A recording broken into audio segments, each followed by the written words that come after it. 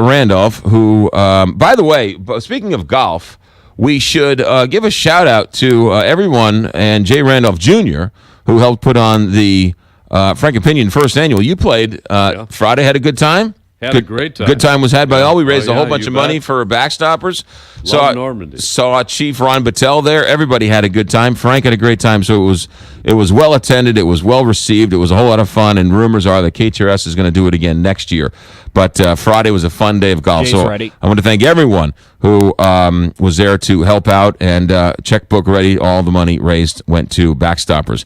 Jay Randolph Sr., one of the nicest men you'll ever meet. Thanks for checking in, Mr. Jay Randolph. Good morning. How you guys doing? We're doing good. A sad day for you. One of your friends, Arnold Palmer, passed away. Yeah, it came. You're never ready for these things. Arnold's health had been deteriorating. I last saw him when he was here for the Music Awards down at the Peabody Opera House, and we had a good visit. And I had first met him, McGraw, in 1953. And we had been friends and collaborated on videos. And I was fortunate enough to attend many dinners and MC a dinner honoring him at Adios Golf Club in Florida a few years ago. And he...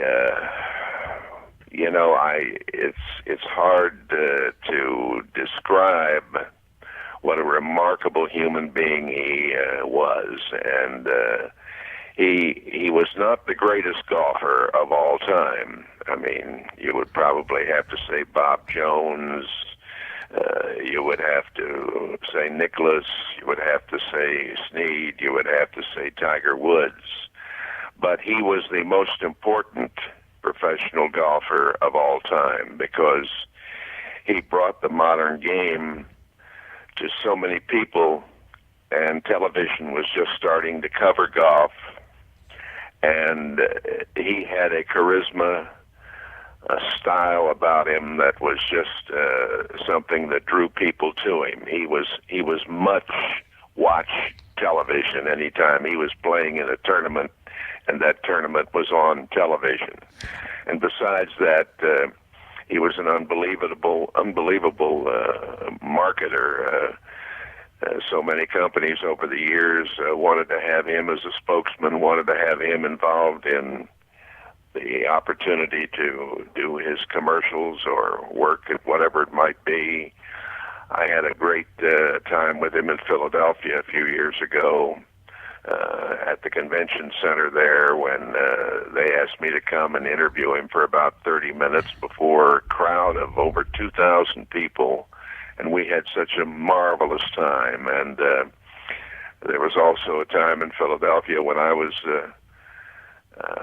auditioning for a job with WCAU that he was in town playing in a charity event with Dwight Eisenhower, and I got to visit with him and spend some time with him on that occasion. And there were so many times at the Bob Hope Desert Classic, I broadcast his final tour win in '73 in Palm Springs, and I was, I would say, very fortunate to know him over all those years and to work with him and to watch him. And he really, I mean, you just run out of adjectives and everything else. He was the most genuine human being I think I've ever known.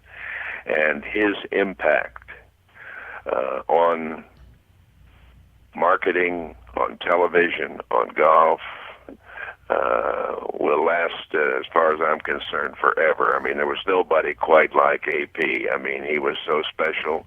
They called him the king, of course, and he was he didn't really relish that kind of thing. He was not a guy who wanted to be a hero. He just wanted to play golf and wanted to be with people. He loved people, and people loved him. Yeah.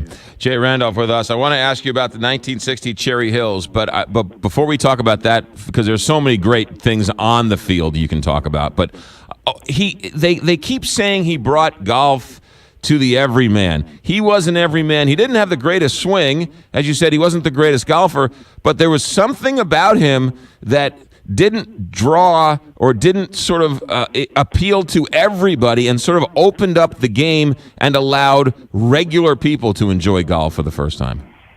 Well, that's true, certainly here in the United States. And then, too, McGraw, he made a tremendous impact when he went to England and played in the British Open.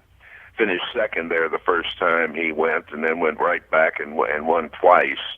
But he revitalized the world's oldest major event, the British Open Championship. And he was popular wherever he went. He was an accomplished pilot, the first golf professional to have his own plane and fly to so many of these get-togethers. I mean, in those days, I can remember Gene Littler and his family traveling around. Gene was traveling with his family and pulling a trailer with the kids in it. But, he changed. He really changed at a time when change was coming. But the focal point for all of the change really was on Palmer, and then later working with Mark McCormick, a young lawyer from Cleveland, Ohio, who he had met and who was a good golfer himself, created a company called IMG, which became the greatest marketing and sports company in the world. And they were a tremendous team, and brought Gary Player and Jack Nicklaus on board, and his friendship with those two guys was remarkable. His friendship with everybody was remarkable. I never met anybody in all of the years that I covered golf for the networks, and all of the years that I knew Arnold, from his college days at Wake Forest right on through to this last time he was here. I've never known anybody who wasn't drawn to him. He had that something, that it factor, and it was just it was really special when you had a chance to be around him or with him. I was driving by Cherry Hills Golf Course in Denver, Colorado, with a golf fan, and when we drove by, he took his hat off and had a moment of silence for Arnold Palmer's 1960 U.S. Open win. Why is that so revered in the annals of golf?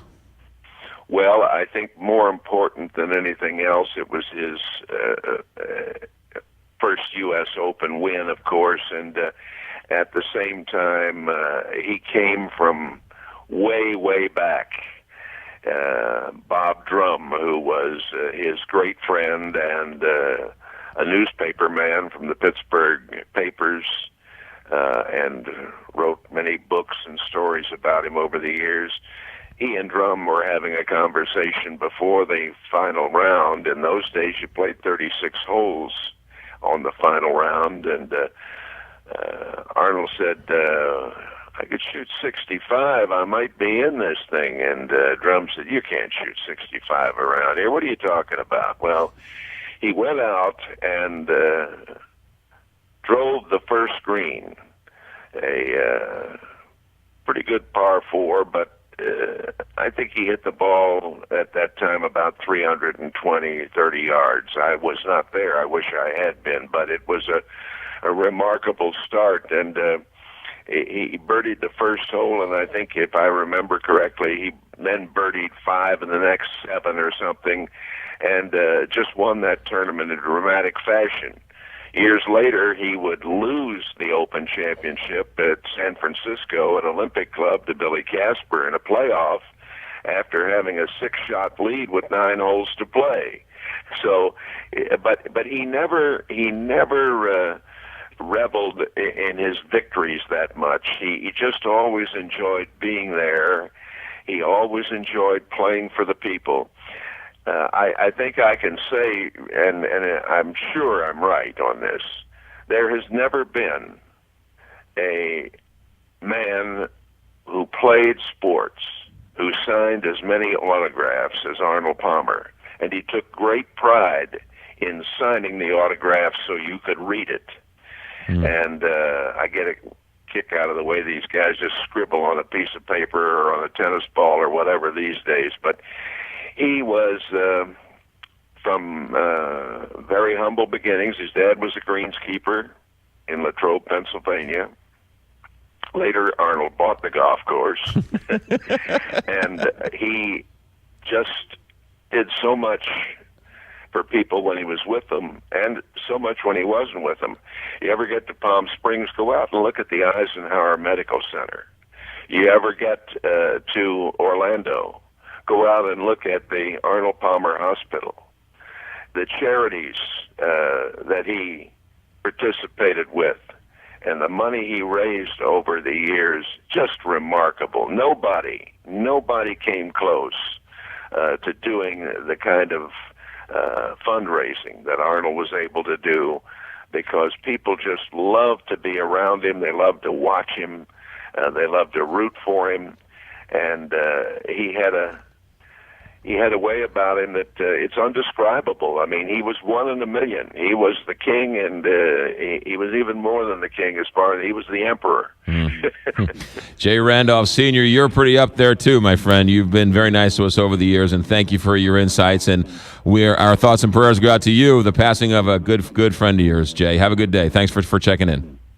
Thank you so much. You got it. Jay Randolph Sr. talking about his friend Arnold Palmer, who passes away at the age of 87. One final note: in that 1960 U.S. Open in Cherry Hills in Denver, he beat and won, shot that 65, won the U.S. Open. And you know who came in second?